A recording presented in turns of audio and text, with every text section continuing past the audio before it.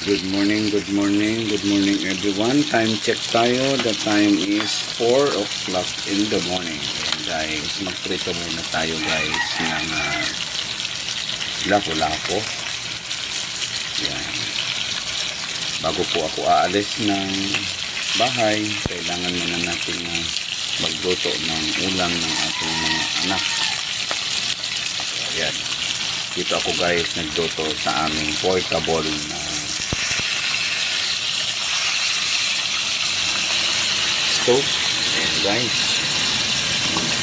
nabili ko lamang po siya guys na 400 pesos sa Divisoria. So ayan, safe to guys gamitin, madali siyang gamitin, hindi po siya guys nakakatakot gamitin.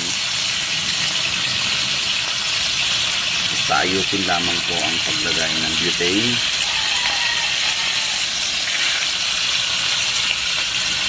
Prito lang. Mga anak ko hanggang pritong isda lang sila.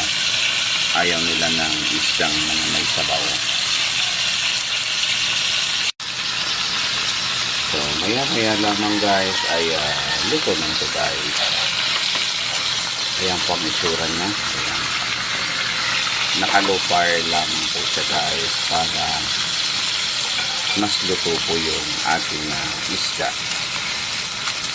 Mas masarap.